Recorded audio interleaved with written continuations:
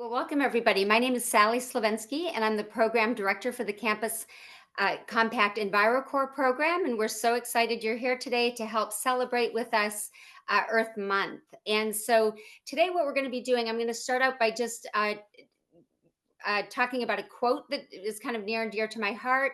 And then I'm going to quickly talk about Campus Compact and talk a little bit about some host site recruitment we're doing right now for 2025 and 2026. And then I'm going to be handing things off to Glenys. But again, welcome everybody. We're so glad you're here. So this quote says, I choose joy over despair, not because I have my head in the sand, but because joy is what the earth gives me daily, and I must return the gift. And as I was reflecting on Earth Day and Earth Week and Earth Month, I really do think that when I think of all the ways that the earth gives us so much joy, and I feel a personal responsibility to give back to the earth in terms of action. And what I love about the Campus Compact EnviroCorps program is that it's a wonderful opportunity to give back to our planet and to your campuses and your communities. So just for those of you who are not familiar, the Campus Compact EnviroCorps program is the first nationwide AmeriCorps program dedicated to campus-based, community-led environmental sustainability efforts. And we do work with colleges, universities, and that includes privates and publics, 4-year and 2-year institutions, and their community partners to enhance capacity building for environmental stewardship initiatives.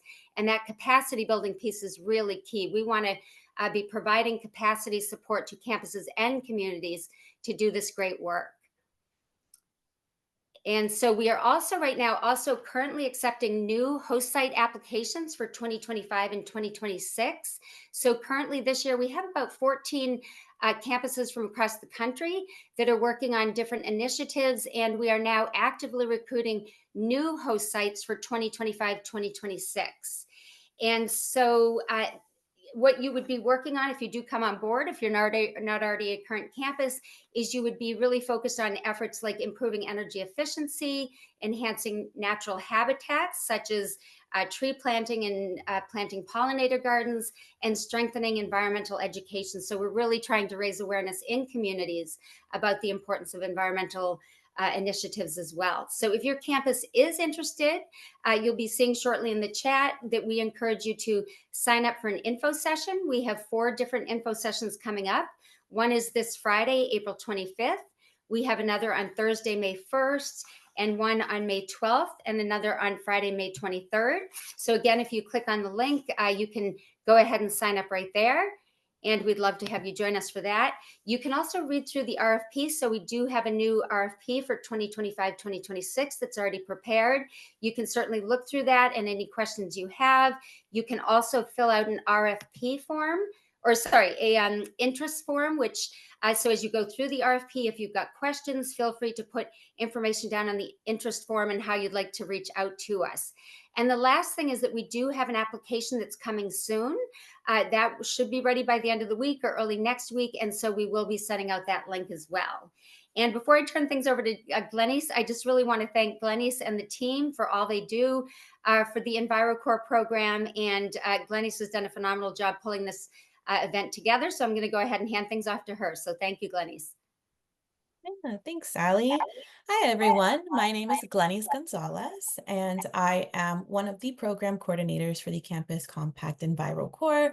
So this Earth Day, we're taking a moment to reconnect, with each other, with the mission that grounds our program, and with the natural world that inspires our work every day.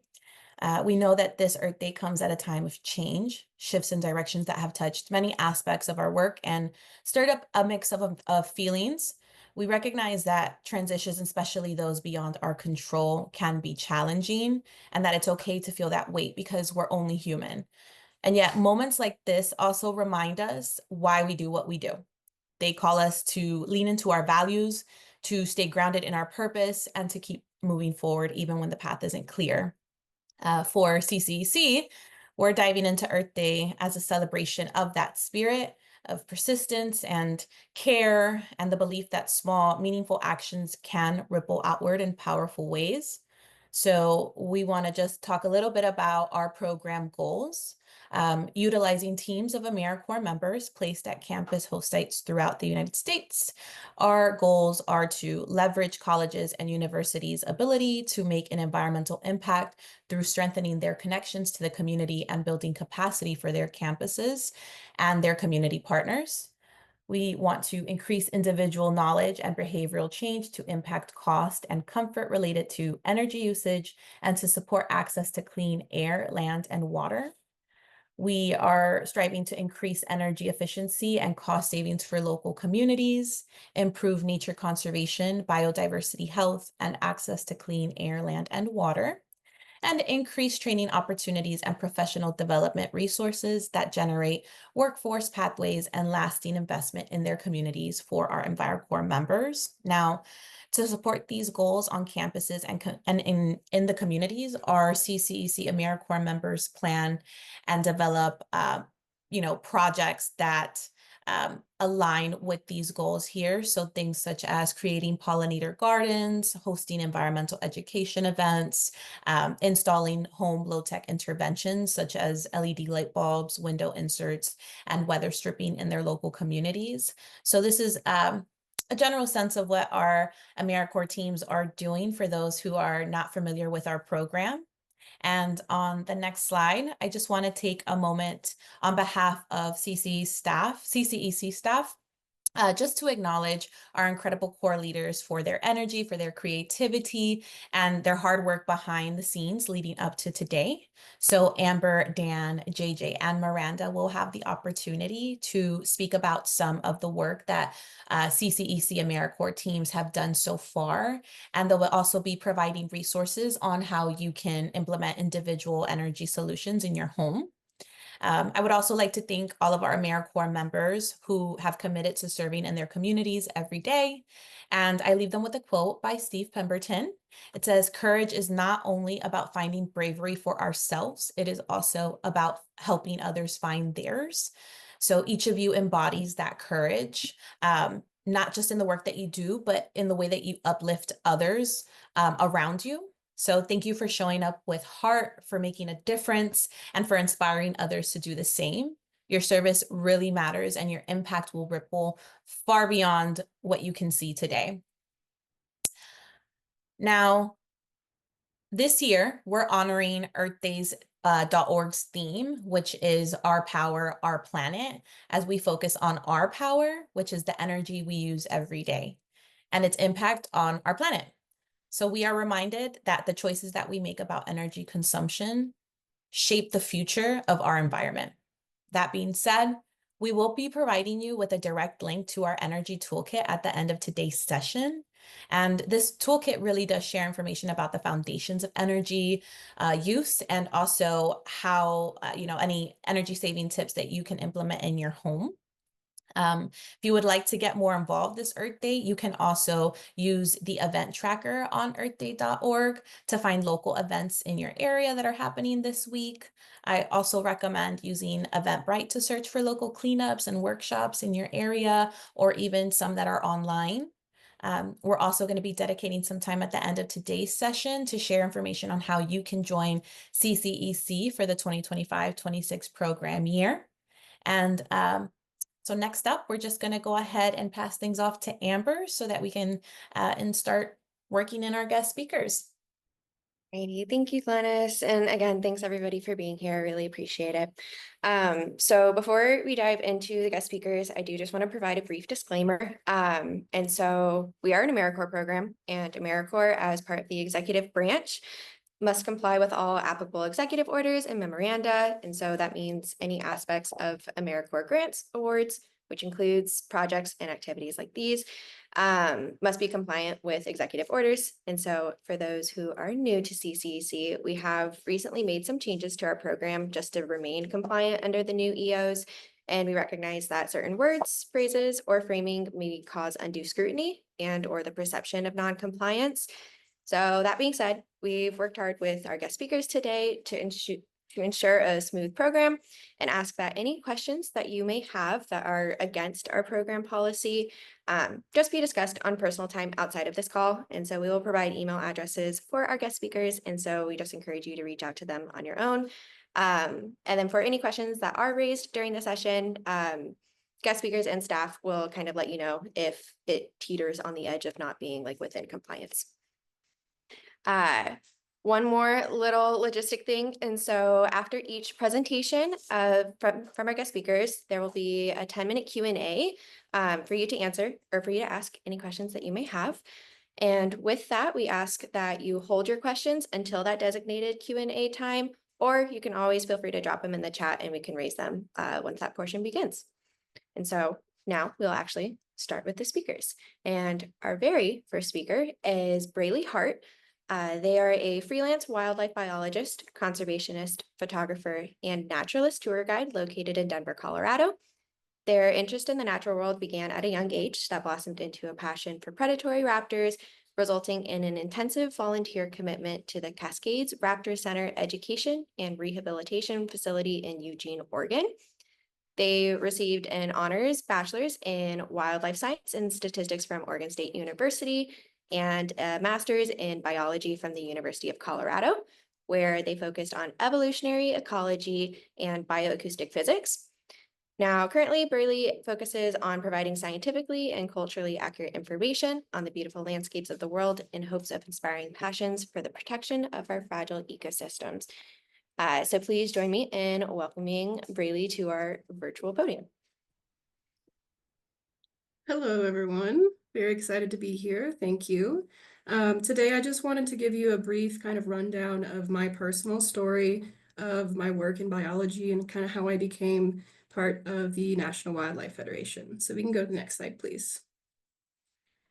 So to begin with, I was one of those very lucky few individuals that knew from an early age what they wanted to do as a career.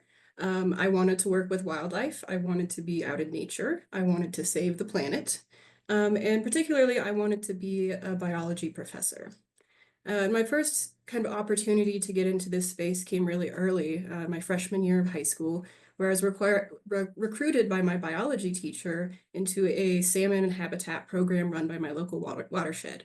So this is an image of me and my best friend in that program. I'm on the right there, and these are the salmon that we worked with. This was a really cool project to be involved in high school because I got to get out of class once a month and hang out with my friends and measure streams and just be outside. Ended up getting really close with the coordinator of that program, who ended up becoming a huge mentor in my life. Still meet with him to this day. Next slide, please. So he was actually really instrumental in getting me started in my career. He gave me the support that I needed to explore my passion for wildlife. And he was the one who suggested that I start volunteering at that Cascades Raptor Center in Oregon. And I loved that place. I got to train and handle birds of prey. I got to heal injured wildlife. And I got to teach people about some of my favorite animals. So of course, during this time, I found a huge passion for predatory birds. And in my sophomore year of high school, I became an apprentice falconer. And if you're unfamiliar with what falconry is, it's the ancient sport of humans hunting alongside hawks, raptors, eagles, falcons, all that stuff. So that picture up there on the upper left is a photo of me and my first bird at our first hunt. So both of these activities were really good for keeping me kind of grounded and getting outside while I was focused on my studies, because pretty soon I would start at Oregon State University. Go to the next slide, please. So as was mentioned, I got a degree in fisheries and wildlife science, as well as in statistics. And early on in my undergrad career, I started to seek volunteer opportunities that would get me out in the field with the wildlife. And I did find one with a graduate student who was studying the effects of forestry practices on songbirds in the coastal range of Oregon. And I was actually only meant to volunteer here once a week, but after one of the paid field technicians broke his leg, I was invited to take his full-time paid position simply because I had already been through the mandatory 8-hour training session for safety. I like to call this my lucky break. Continue, please. So I got close with the primary investigator of that project, who encouraged me to start my own research project. So I worked with him over the next 3 years to design a study looking at how stress hormones might actually be beneficial for baby swallows who are in large families like this one. It wasn't raptors, but it was birds, and that was close enough for me. But unfortunately, by my 3rd year of doing this study, the stress definitely wasn't helping me survive. I got super burnt out. I felt very hopeless. And to be completely honest, I almost dropped out of school at this point.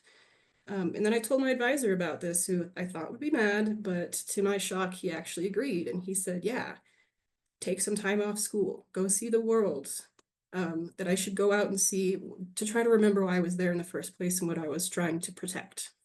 Continue, please. So just soon after that, I was on a plane to Australia, where I spent several months assisting the University of Melbourne with a project that was looking to see if birds have anything we could describe as being personality. They do, fun fact, they do. And this job was really difficult. Like any fieldwork, it was difficult, but this was, hot Australian summers.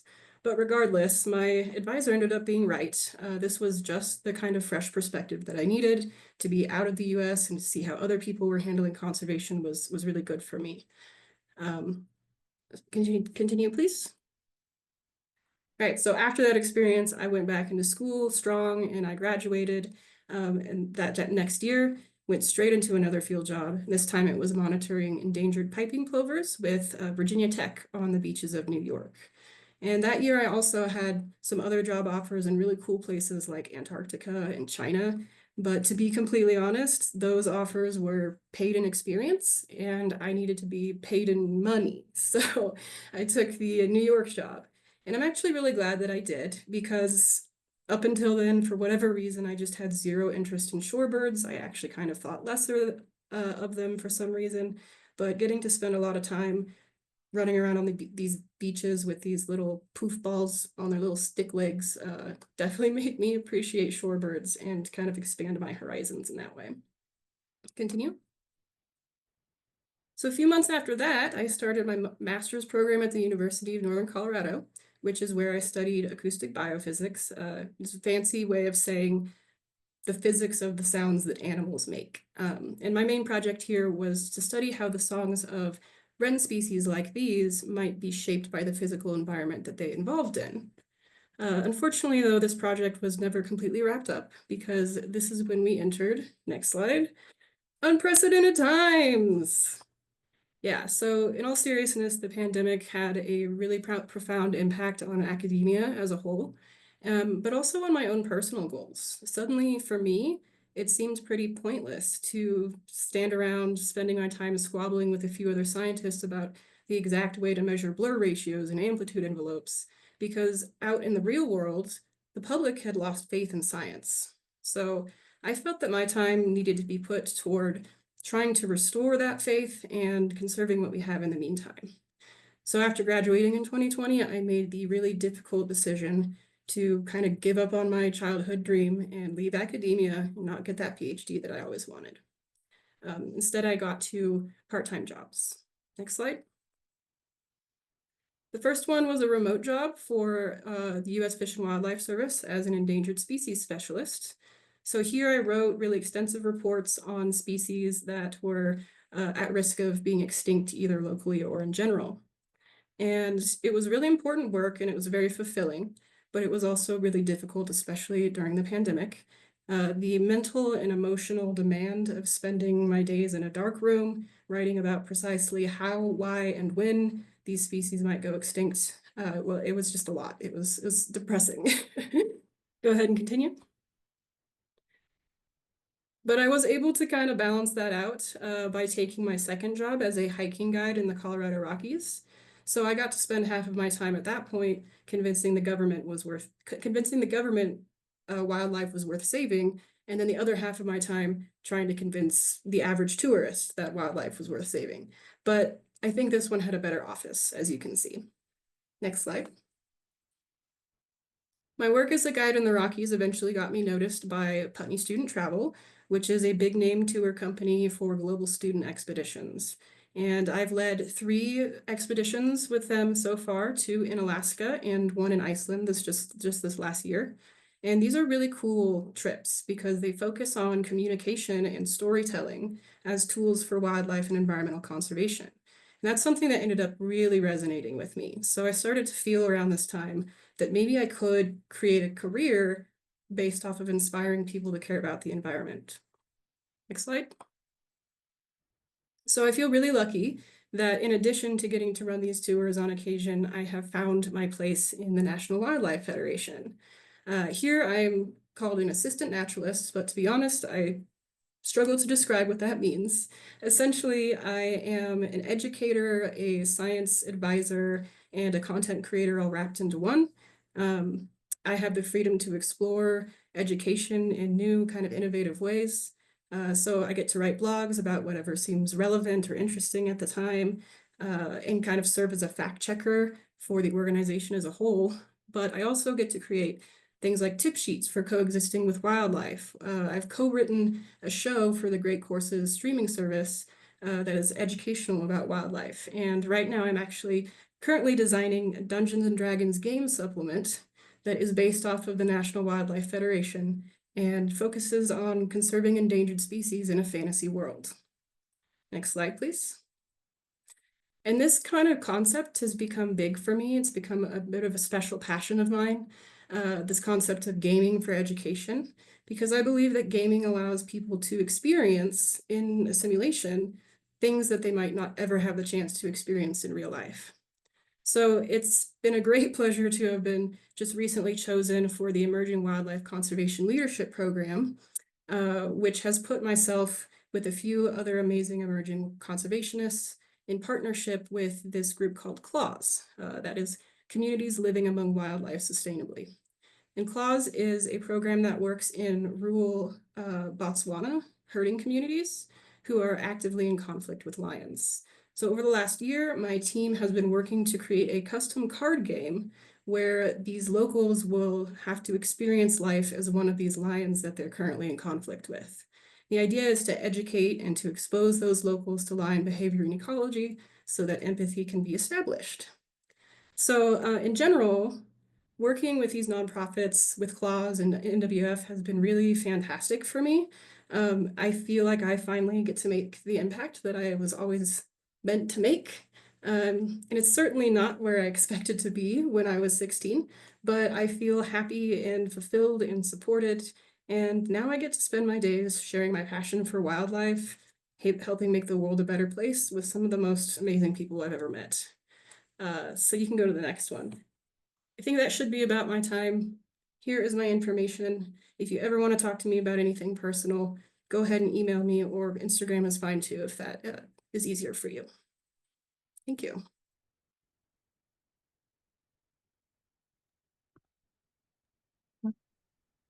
All right, thank you so much, Braelei. I think we are now in the Q&A portion. If anyone has questions they would like to ask.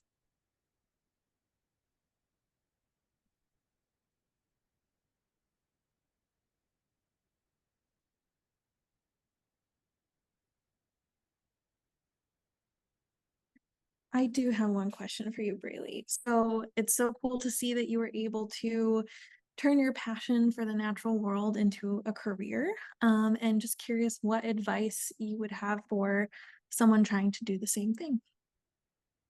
Ooh, I have so much advice, but I think the one that really stands out is one that I had a hard time learning myself, is to be flexible. I think that it is really common in these types of careers to do what I did and to decide when you're a teenager, like, this is what I'm going to do, and this is the only path that I can take. And if I fail in this path, then my life is meaningless. But that's not the case. I think what really helped me come into myself was to realize that I should flow with the change and to take opportunities that I might not consider in the first place, and just to see where life takes me. Thank you. It looks like we have some questions in the chat. Kevin, if you want to come off mute. Yeah, sure.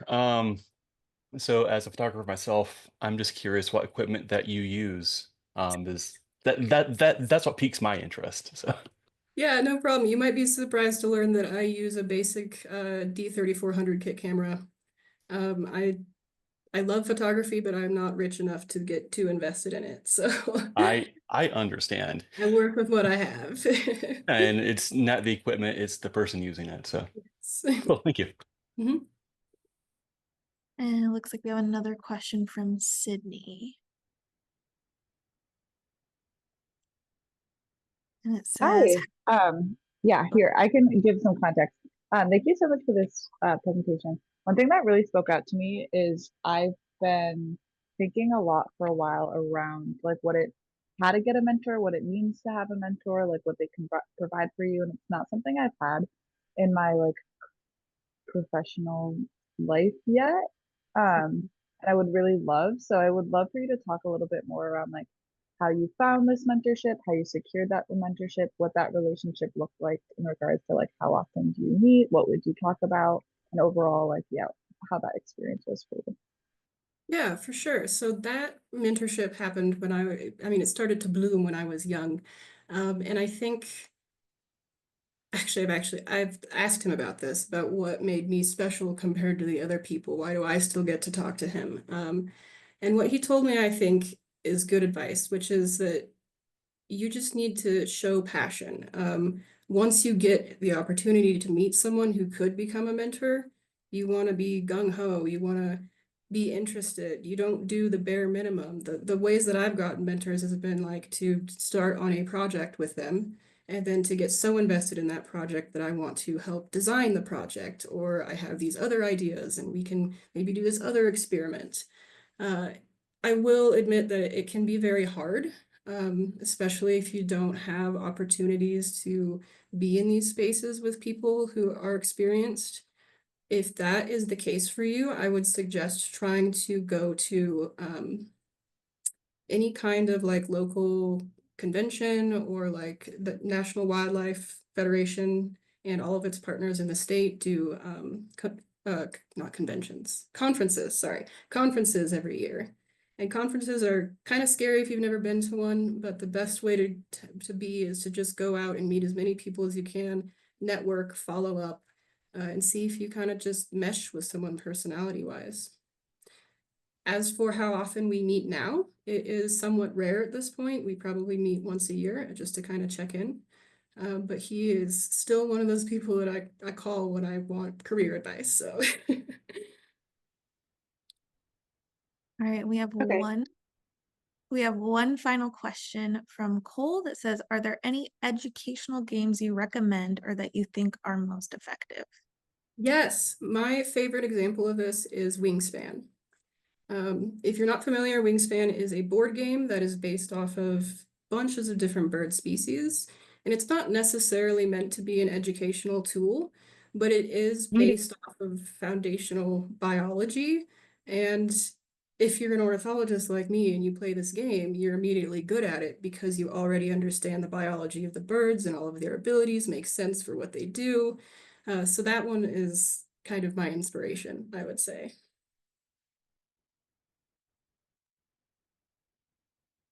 All right, thank you so much, Braelei, and I will pass it to Glenys to get us started with the next speaker. Yeah, thanks everyone.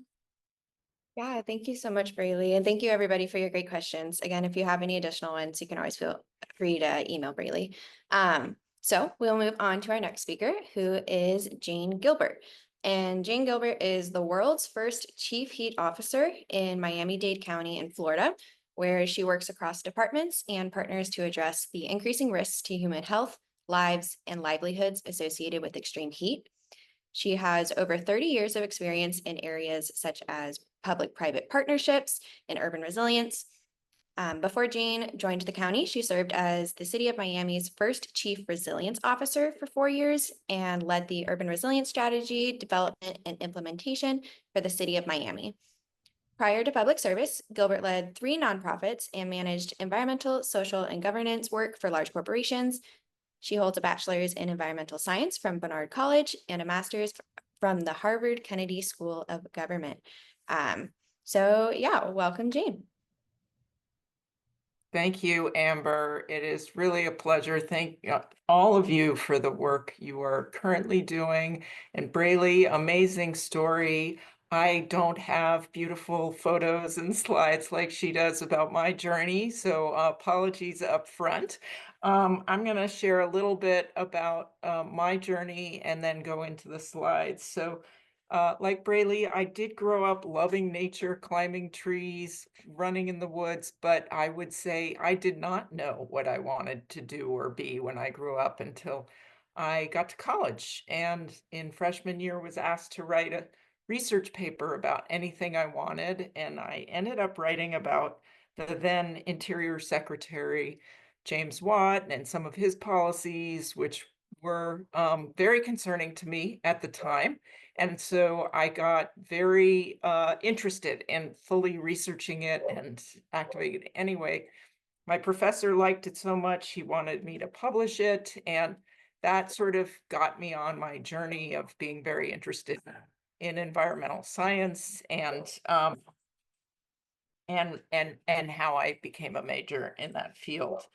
I like in my first jobs out of college, I worked at both a national and international level, both for a large corporate and an international human rights organization working on rainforest issues. But I too, like Braelei, had my own burnout moment. And I think after taking some time and reflecting about what I really wanted, I knew that I wanted to work on issues that were where I could make an impact in my own community, in a diverse community, pick a diverse community and make a local impact. And so when I went back to grad school, I decided to focus on urban community development and really look at that mix between environmental impact and human impact. And so I did that. And since then, I moved to Miami and have been working on that kind of work, either in a nonprofit, corporate, or local government since, and I don't regret it. And I just wanted to say, before I go into what I'm working on now, I think it's more important than ever that we are working in a local, making a difference in our own local communities. To me, as our national and international situations get more unstable, more uncertain, it's in the local where we are coming together across party lines, across differences, to create solutions for our communities. And so that kind of work that you're all doing is critical to our future.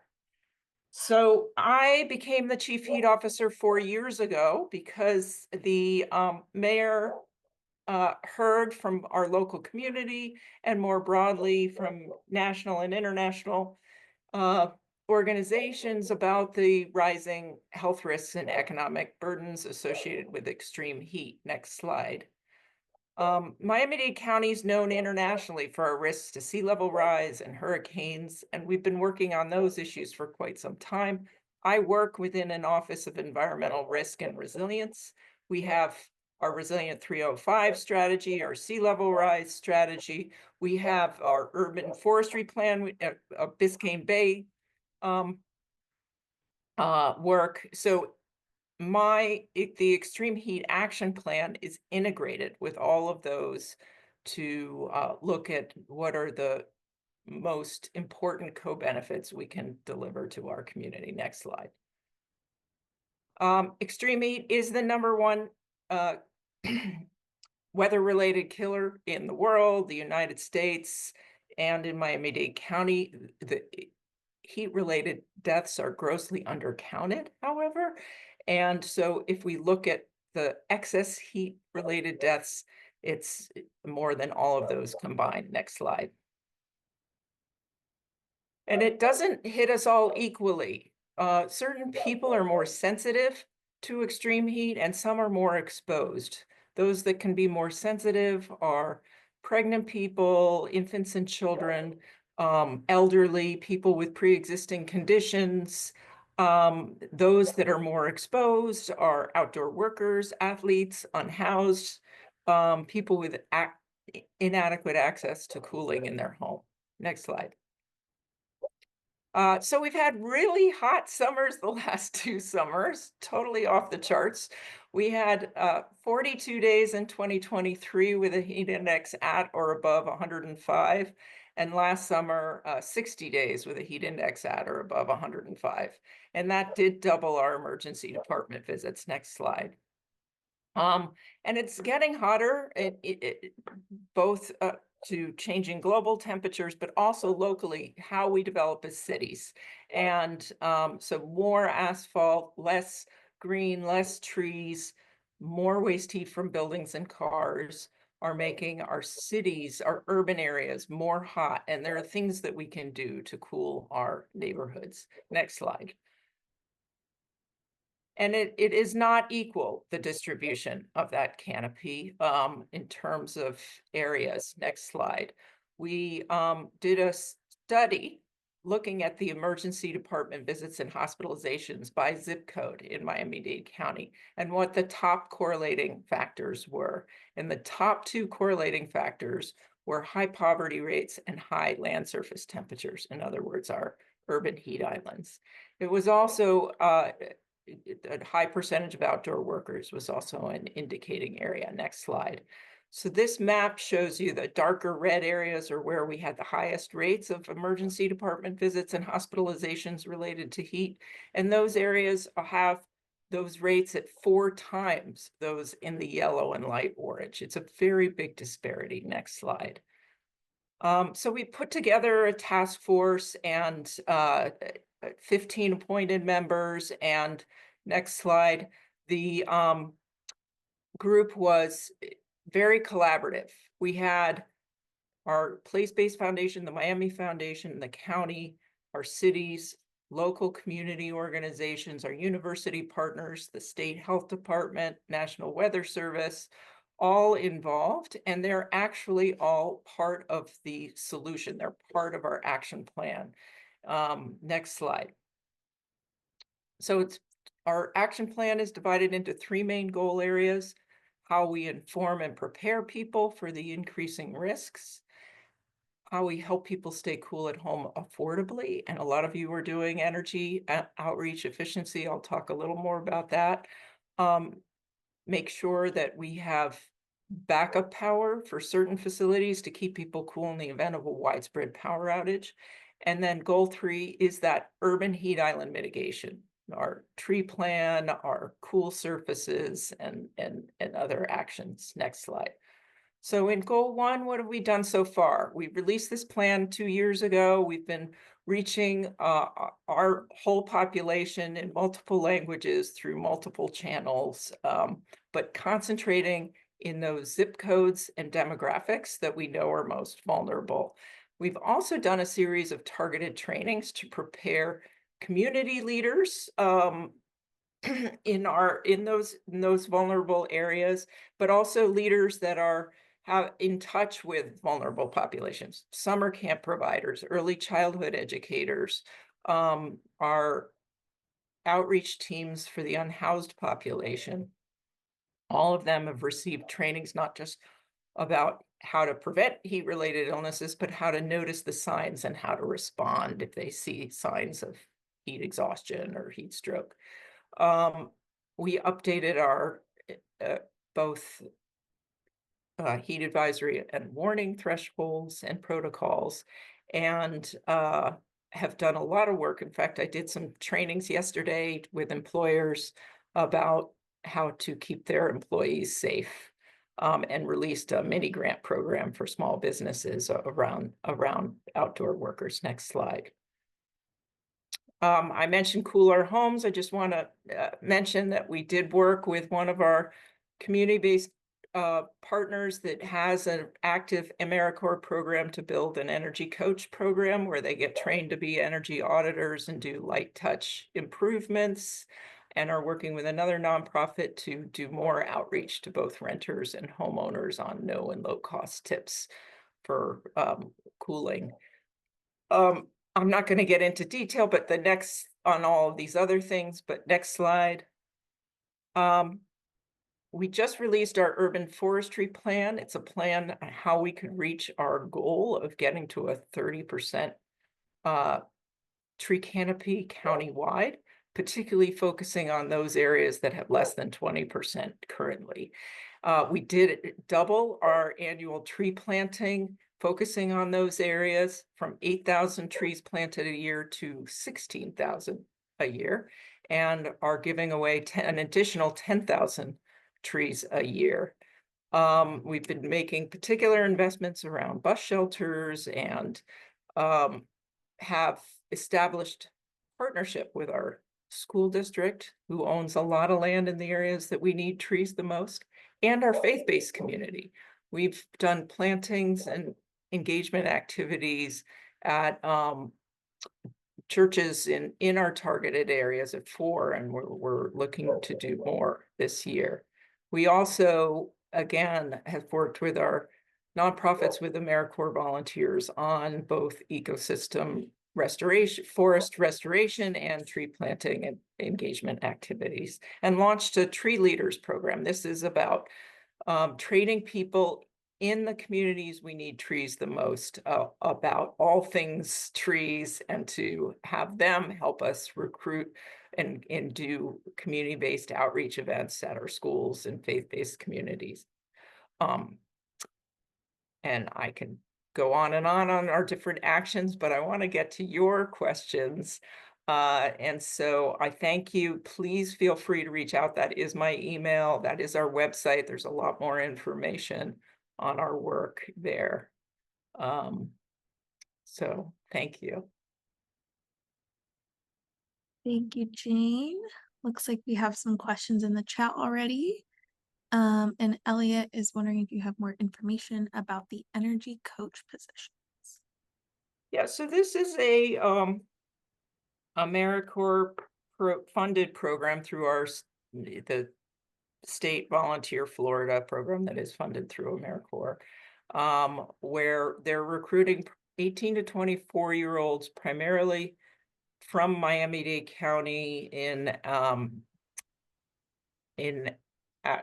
lower income neighborhoods, to provide them work-based skills in learning how to go into a home and assess the home in terms of its energy efficiency, and identify no and low cost behavioral things they can do, and help install new programmable thermostats, maybe do some weather stripping, maybe change a AC filter, or help them, do AC maintenance, doing low cost, and identifying some other things that they could do. And if there's more expensive things, to provide them resources of where they might be able to secure additional support for that.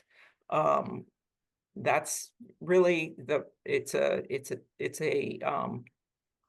they can do it anywhere from 3 months full-time to a year. Most of them do it more brief because they find they need to earn more money quickly because they're coming from low-income areas. But thank you for the question. I hope I answered it. And it looks like we have another question. And it's about GIS maps. So the question is, how much GIS work would you say is done in your organization? Within the county, there is a lot. There's a whole GIS team in our information technology department. I have had most of our story map that was created by a graduate student intern that really knew GIS work, that was very helpful to us, and worked with our IT department. But we have our planning department that works with GIS. It's a very important skill. If you I said this to my daughter, who's also an environmental studies major and economics major, get skills in GIS. It's very useful. And another question we have is, what has community feedback been like for these programs and actions?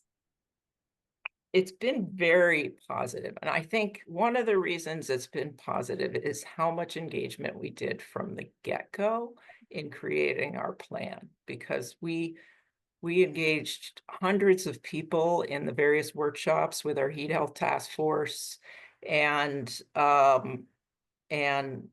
lot of the different players, and they, as I mentioned, are all involved in actually some of the implementation. So it's been very positively received, and in all aspects of our community, you know, we are a community, very diverse community with different points of view. And really, I think focusing on heat and focusing on urban forestry has been something that everyone seems to support. And then another question, where does the funding for the tree planting part of your program come from? Oh, great question. It comes from a lot of different sources. So we have a tree trust fund, but that money is only received because of people applying for permits to remove trees or to mitigate trees that have been removed to pay into a fund. So that's only as much as replacing our tree canopy. Our mayor and commission did approve funding from the Recovery Act dollars to enable us to double our tree planting the last 2 years. And we did win a $10 million US Forest Service grant last year that we're just now beginning to implement to plant trees in our low canopy areas. So we're implementing that as well. So we get them from a lot of different sources, and then we also work with our nonprofit partners on their fundraising efforts. And I have one final question. What has cross collaboration looked like with other cities that are, facing extreme heat, or has there been any? yeah, great question. So there are many cities that are facing extreme heat, even, far up north. I've had exchanged with cities in Canada that are concerned about extreme heat. One thing I love about working in local government is how open professionals are to sharing, and people don't necessarily have to have a chief heat officer. I've worked with Washington, D.C. and New York and Boston and Austin, Texas, and they don't necessarily have a chief heat officer, but they're working on extreme heat. Phoenix and Los Angeles do, and I interact with them a lot. I also interact with heat officers internationally. There's one in Freetown, Sierra Leone, in Athens, Greece, in Santiago de Chile, in Melbourne, Australia. So in North Dhaka, Bangladesh. So those have all been really rich. We're in a WhatsApp chat together, which is pretty fun. Awesome. Well, thank you so much, Jane. I will pass it back to Amber to introduce us to our next speaker. Alrighty. Yeah, thank you so much, Jane, for sharing your experience and answering questions. Really appreciate it. And so we'll move on to Jessica, who is our last speaker. Okay, I'm gonna try and say your last name correctly. So Jessica Ullyott with a U. Ullyott? Yes. Okay, thank you. Is the founder of Nature Needs ST, which aims to inform people about local nature spaces and volunteer opportunities to promote the health of individuals, the community, and the environment in San Diego. Jessica has also written a book titled Intentional, a holistic approach to building and maintaining a sustainable lifestyle. This workbook provides practical exercises, tools, and strategies to live more sustainably, reduce waste, and develop meaningful connections to nature. Jessica received her master's in teaching biology from Miami University and has years of experience in teaching under her belt. So join me in welcoming Jessica. Hello, everyone. Thank you for having me. It's really exciting to see in the chat how many people are joining from all over the US. So it's very exciting. Yep, I'm Jessica Ullyott, and I am a mom. I've got 2 little kids who I'm hoping don't come crashing through the door while I'm doing this presentation. And I have been a teacher. I was a teacher for 10 years, just in a classroom. I taught middle school, I taught high school, everything from PE to life science to AP biology.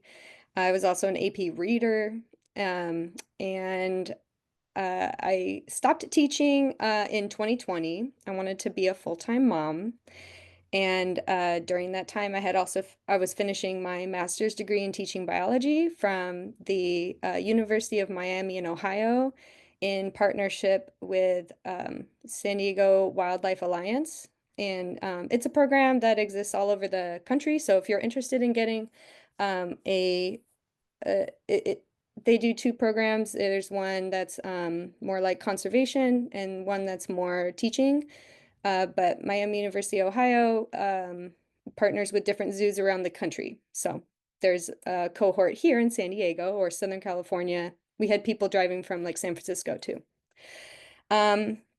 And so, yeah, I finished my master's degree during that time. And since 2016, I have been a management committee member of the Greater San Diego Science and Engineering Fair. And I scan projects to make sure that they're safe to be able to be entered into our fair. And then I also scan them for quality to move on to the state fairs and international fairs that our kiddos go to. So we have hundreds of kids, and it's really exciting. So, and then probably one of the last things that I do, other than being the founder of Nature Needs SD, which I'll talk about on the next slide. I also am a trail guide for Mission Trails Regional Park, and we're the largest or sixth largest urban park in the United States. So in 2020, when I stopped teaching full time, and as much as I absolutely love being a stay-at-home mom, I still needed to teach. I felt myself like reaching out to people online. And I mean, 2020 happened, that little dumpster fire picture. Here it goes. So being like seeing my friends that were teaching online, people were really disconnected with each other. So I felt myself reaching out online to people and still just giving little like tips and tricks and things that I realized, was helpful for me. I noticed that people wanted to get outdoors, so I was trying to give like little tips about people getting outdoors. And that's kind of when I realized that I have a lot more to teach and that I loved kind of doing that as a hobby. But I ended up starting to like invest more of my time and some money into this. And that's when I realized, maybe I should like start a business. I don't know what that looks like at all because all my work, well, so when my bachelor's degree is actually in kinesiology, and I thought I would be a physical therapist. And then I switched to teaching in life science. And then it was kind of like I taught PE for a while and then strictly biology. And then I ended up getting my master's in teaching biology. So I had this real kind of roundabout way of getting to where I am today. So if you're one of those people, like just go with it. Like your journey gets you places and it's very exciting. Like we need people from all sorts of backgrounds in this field. And so it's great. Just go with it. But I have no training in starting a business. So I was, just kind of doing what seems right. And I ended up, and I thought it was so funny making a business card, calling myself a founder, but I'm like, it's really just me. I don't have any employees. This is just my personal business. But I've absolutely fallen in love with being able to kind of make my own schedule and do things and still be a stay-at-home mom, but feel like I'm making a big impact. And so on the next slide, we've already mentioned my mission statement, but I wanted to help people engage with the local nature spaces and volunteer opportunities here in the county of San Diego, because when you do that, overall, you're promoting the health of individuals, the community, and the environment. Like everything benefits from being able to do that together. And so now the first picture on the left is me teaching a workshop. So I teach a few different workshops on reducing waste, sustainability, making your own personal care products at home, like deodorant and stuff. So this was, I think the personal care products workshop, and it was just a local. I teach them all over the place, but this particular picture was just a business, and they wanted to bring something in that was in like the sustainability realm to their employees. So it's just a fun little engaging activity that they gave to their employees. I also, there's a picture of me in the center with a couple state senators. So I do outreach for just educating the community about laws that might be happening. And then on the right, that's me doing a trail walk with a group of individuals. So this is kind of what Nature Needs SD does. And so I'm teaching people, advocating for things, and just trying to engage the community, bring them into nature spaces. Next slide. And in my master's program, and the way that this master's program works, it might be a little different than most. It was a project-based program. And so you kind of had to like figure out your question and like research it however you wanted to and create this portfolio. And I kept coming back to the idea of like people needed to engage with nature and create something called a sense of place. It's also called place attachment or place meanings, if you've heard those.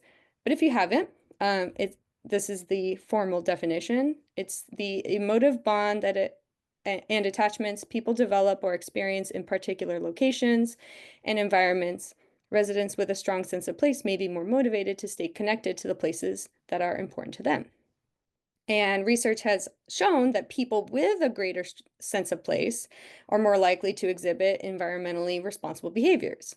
And I noticed a lot of you guys in the chat were saying that you were doing these things. So it could be that you have a strong sense of place. You care about, you have a connection to where you live.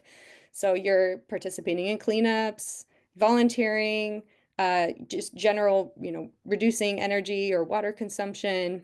And if you're interested in seeing some of those studies, they're listed there.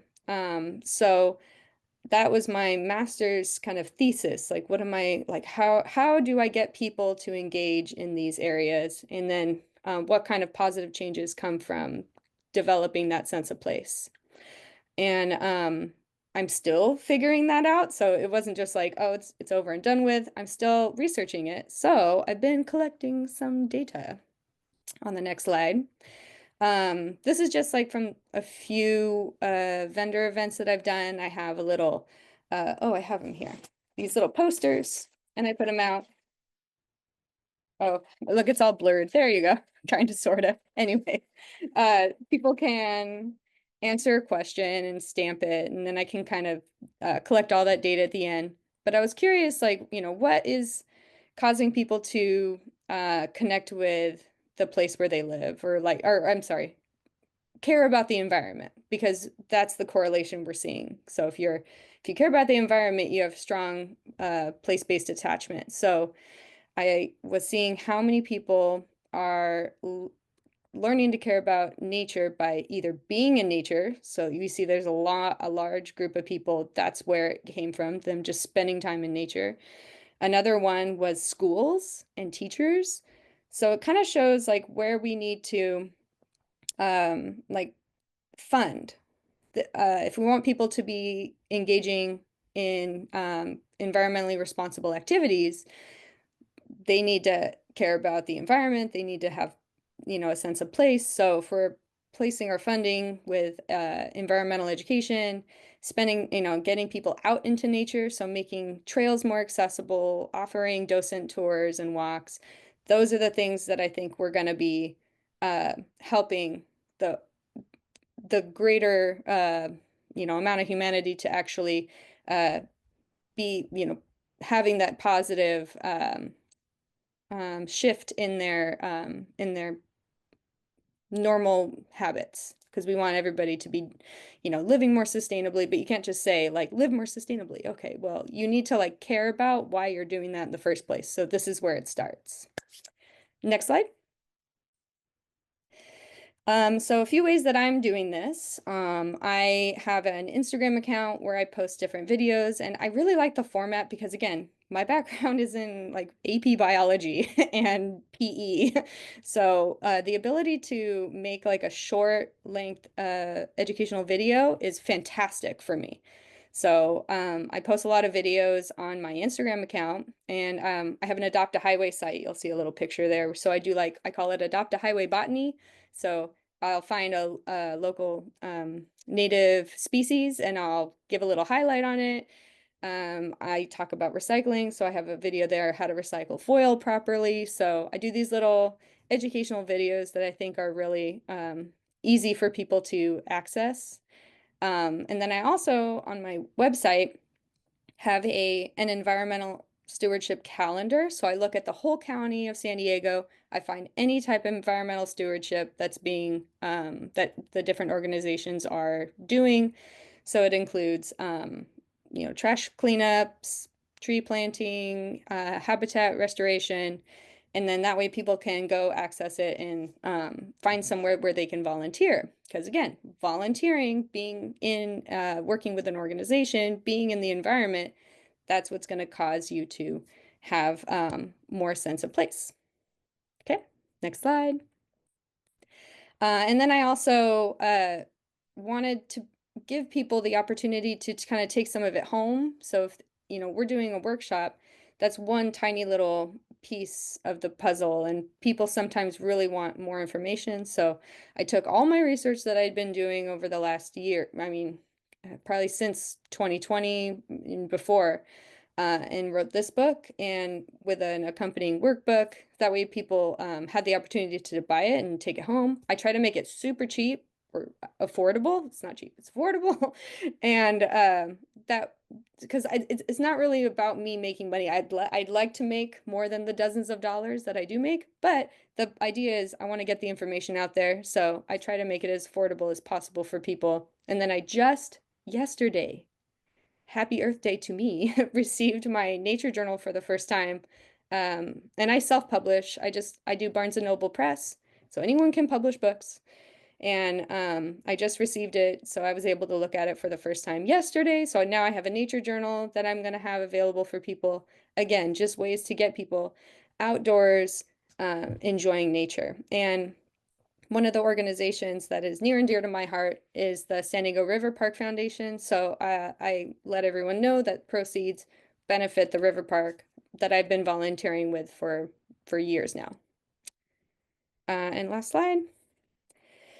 Okay, yeah, so here's some of my information. And I wanted to add too that, kind of being a scientist by training, I really love Robin Wall Kimmerer, and I think Sally mentioned one of her quotes earlier, and she has a chapter in her book, Braiding Sweetgrass, that's about goldenrod and aster and how they work together. And I feel that way as a scientist, so I have my scientific brain where I'm trying to collect the data and understand data, but then there's also this just naturalist part of me, and that exists in all people, that just about connecting with nature, has nothing to do with science, and how both of those things can work together beautifully. And so that's what I aim to do, is try to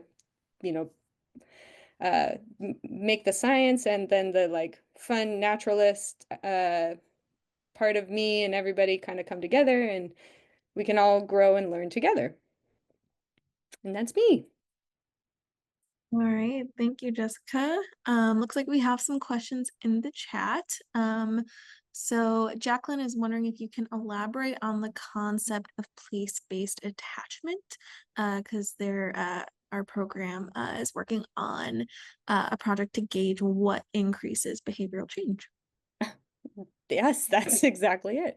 Yeah, so place-based attachment, sense of place, they're kind of used interchangeably.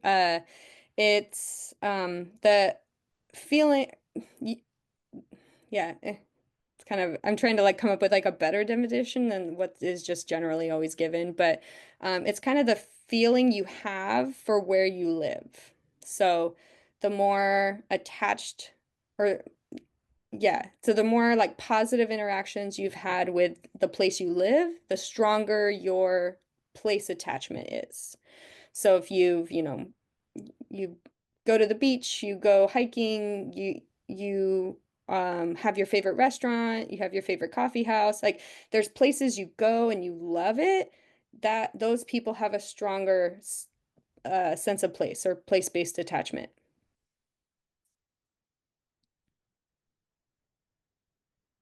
Any other questions?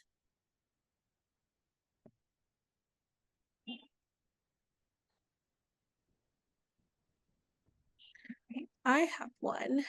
What is the response that you get from the K-12 students when you do your trash monster presentation? Oh, How did you yes. come up with that idea? So that's my picture there. I actually started my first bag monster costume I created was when I was a teacher, and I would wear it on Earth Day. And it is 125 bags, which is the average amount of bags that is used by a family of 4 in America. So I'm wearing a number, right? So it's like here's what it looks like. And it kind of was just like a thing I would do for shock and awe for my high school students. And I was that teacher that dressed up, and I was weird and I didn't mind it. And so I get like some kids want to like maul me where they're like, we don't like bags, we don't like you. And I'm like, it's a teaching experience. Don't actually hurt me. And then I also have kids that like want to come up and like hug me because they're, like, oh, we love that you're trying to teach us about the earth. So it's hot and cold with those kids, but I really like it.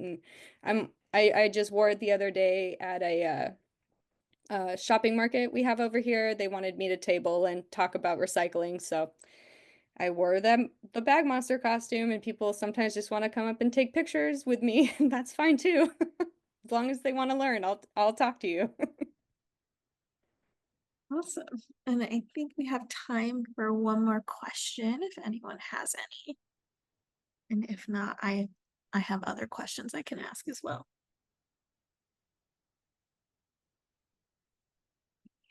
All right, I will ask the final question. What, I guess, going off of your lessons, what has inspired you to create some of your lessons, and what is the most helpful piece of feedback that you've received to help create those lessons or improve one? Ooh, good. So I uh started off with things that I thought people wanted to learn about.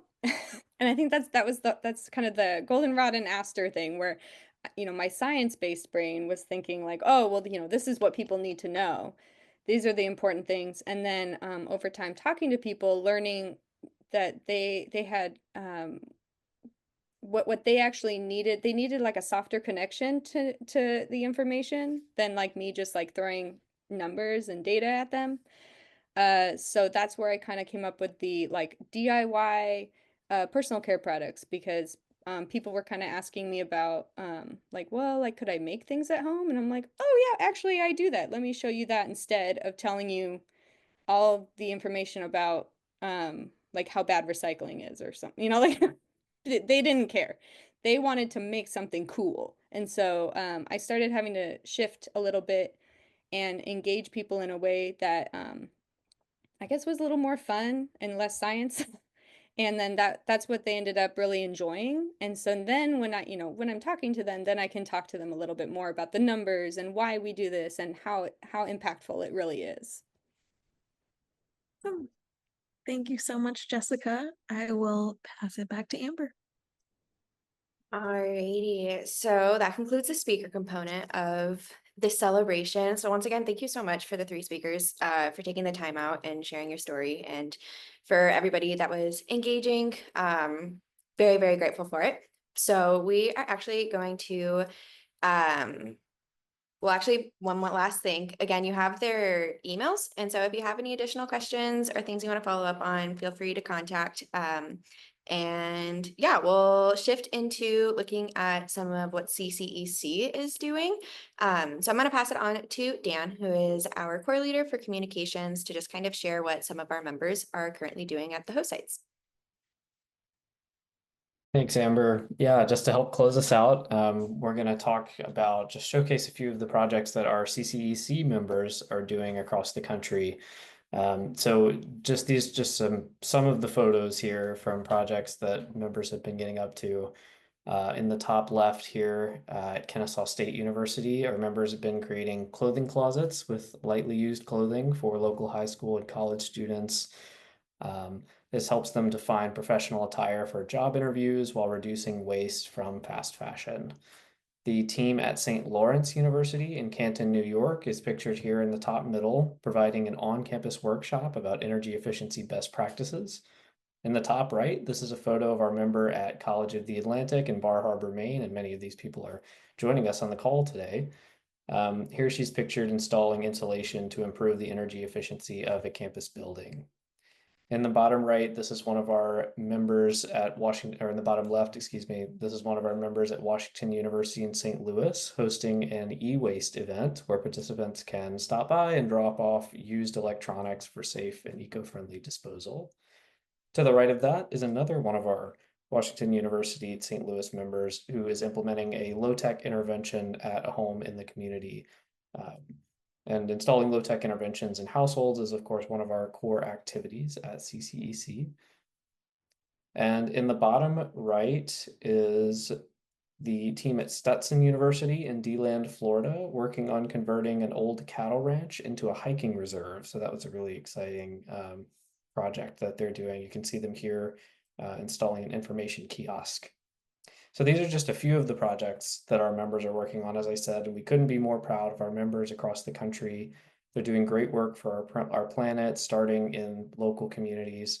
For Earth Day, our members have many events planned, many of which are in progress or have already happened now, including planting a pollinator garden on campus, free pop-up clothing swap, tabling events to educate the community on key topics like energy efficiency, and much more.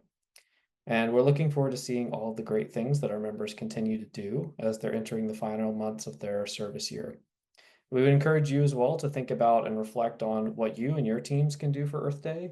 So whether that's coming up with a plan for reducing waste or just attending a webinar such as this one, maybe it's installing some LED light bulbs in your apartment or your home and researching home energy efficiency tasks that you can do and low-tech interventions.